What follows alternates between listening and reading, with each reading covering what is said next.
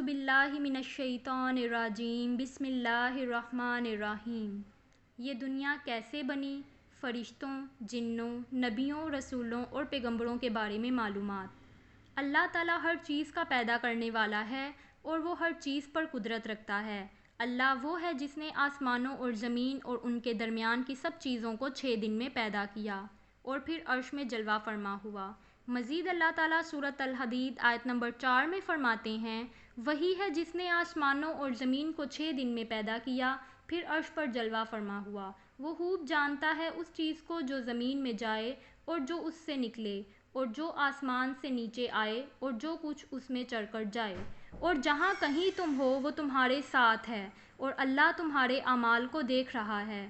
اسی طرح اللہ تعالیٰ سورۃ ہود آیت نمبر 7 میں فرماتے ہیں، اور اللہ ہی وہ ذات ہے جس نے 6 دن میں آسمانوں اور زمین کو پیدا فرمایا اور اللہ کا عرش پانی پر تھا۔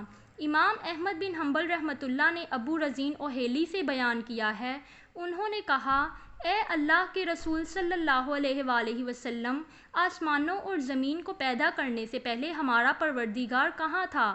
آپ صلی اللہ علیہ وآلہ وسلم نے فرمایا، اما میں تھا، یعنی اللہ کے سوا کچھ بھی نہ تھا، نہ اس کے اوپر ہوا تھی نہ اس کے نیچے ہوا تھی، مطلب یہ کہ کچھ نہ تھا۔ پھر اس نے پانی پر اپنا عرش پیدا کیا، گویا یہ تھی مخلوق کی ابتدا۔ امام احمد، امام ترمذی، امام ابو داؤد اور دوسرے بہت سے محدثین نے سیدنا عبادہ بن صامت رضی اللہ سے روایت بیان کرتے ہوئے کہا، میں نے رسول اللہ صلی اللہ علیہ وآلہ وسلم کو فرماتے ہوئے سنا ہے، آپ فرما رہے تھے کہ بلا شبہ اللہ تعالیٰ نے سب سے پہلے قلم کو پیدا کیا، پھر اللہ نے اس کو حکم دیا، چنانچہ وہ اسی وقت چل پڑا اور قیامت تک ہونے والی ہر چیز لکھ دی۔ یہ اللہ کا علم تھا کہ جس کو قلم نے اس کے حکم کے مطابق لوح محفوظ پر لکھا۔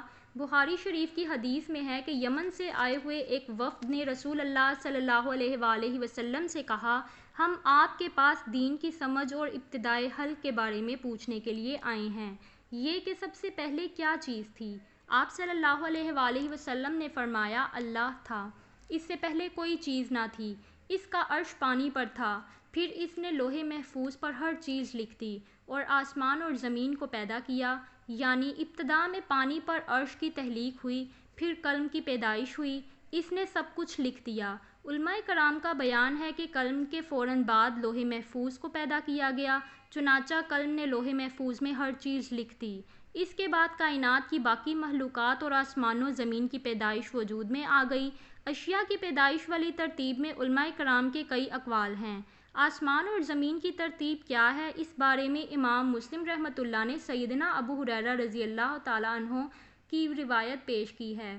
وہ کہتے ہیں کہ نبی اکرم صلی اللہ علیہ وآلہ وسلم نے میرا ہاتھ پکڑا اور فرمایا، اللہ نے ہفتے کے دن مٹی کو پیدا کیا، اتوار کے دن زمین میں پہاڑ، پیر کے دن درخت، منگل کے دن تکلیف، مصائب، جراثیم اور بیماریاں، بدھ کے دن نور کو، جمعرات کے دن زمین میں چوپایوں کو پھیلا دیا، اور تمام مخلوقات میں جمعے کے دن کی آخری گھڑیوں یعنی عصر سے رات کے درمیان آدم علیہ السلام کو پیدا کیا۔ مطلب یہ کہ ابتدائی افزونش میں جن مخلوقات کی تخلیق ہوئی، ان میں آخری مخلوق انسان تھا۔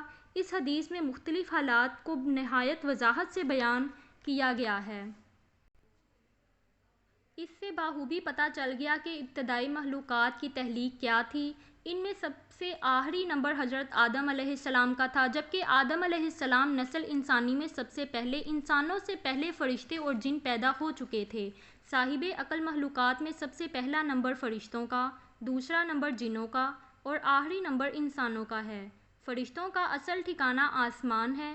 اللہ تعالیٰ سورۃ شعراء آیت نمبر 5 میں فرماتے ہیں، قریب ہے آسمان اپنے اوپر سے پھٹ پڑے اور تمام فرشتے اپنے رب کی تسبیح اور تمجید بیان کر رہے ہیں اور زمین والوں کے لیے استغفار کر رہے ہیں۔ خبردار، اللہ تعالیٰ معاف کرنے والا، رحمت کرنے والا ہے۔ مسلم شریف میں ہے، سیدہ عائشہ صدیقہ رضی اللہ تعالیٰ عنہ سے روایت ہے کہ نبی اکرم صلی اللہ علیہ وآلہ وسلم نے فرمایا کہ فرشتوں کو نور سے اور جنوں کو آگ سے پیدا کیا گیا، اور آدم کو اس چیز سے پیدا کیا گیا جو تمہارے لیے بیان کر دی گئی ہے، یعنی مٹی سے۔ فرشتوں کی تخلیق کے بعد جنوں کو پیدا کیا گیا۔ جنوں کو بھی انسانوں سے پہلے پیدا کیا گیا تھا، جیسا کہ اللہ تعالیٰ سورۃ الحجر آیت نمبر 27 میں فرماتے ہیں، اور اس سے پہلے جنات کو ہم نے لو والی آگ سے پیدا کیا۔ جنات کے بارے میں بہت زیادہ آیات اور احادیث موجود ہیں۔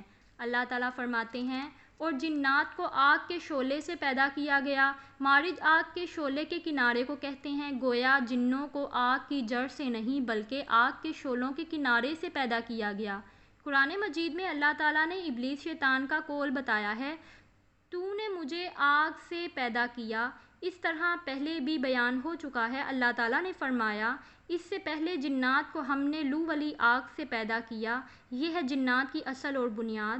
ابلیس ملعون بھی جنات میں سے ہے اور مسئلے میں کسی تردد اور شبہ نہیں ہونا چاہیے، اس لیے کہ قرآن مجید میں ہے، اور ابلیس جنوں میں سے تھا، مطلب یہ کہ وہ فرشتوں میں سے نہیں تھا۔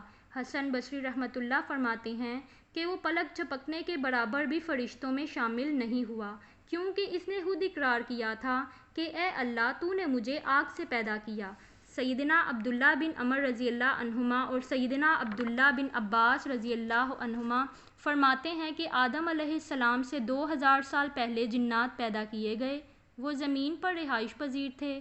آہستہ آہستہ وہ فسق و فجور میں مبتلا ہو گئے۔ جب وہ فتنہ فساد میں حد سے بڑھ گئے، ناحق خون بہانے لگے، تو اللہ تعالیٰ نے ان کی طرف فرشتوں کا عظیم لشکر بھیجا۔ اس سے جنات کی زبردست معرکہ آرائی ہوئی۔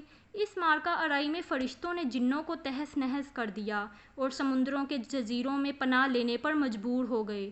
زمین کے ہر برِ اعظم سے ان کو جلا وطن کر دیا گیا، چنانچہ آج تک ان کا مسکن یہی جزیرے اور عظیم مراکز ہیں۔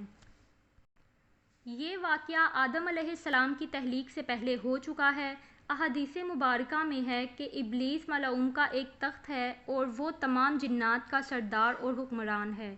اس کا شاہی تخت پانی پر ہے، اگرچہ اس کی متعین جگہ ہمیں معلوم نہیں۔ یہاں تک ذکر تھا آدم علیہ السلام کی پیدائش سے پہلے۔ اس طرح کی مزید ویڈیوز دیکھنے کے لیے آپ سب میرے چینل کو سبسکرائب کریں، ویڈیوز کو لائک کریں اور بیل آئیکن کو پریس کرنا مت بھولیے گا تاکہ نیو آنے والی اپڈیٹس آپ کو ملتی رہیں۔ السلام علیکم۔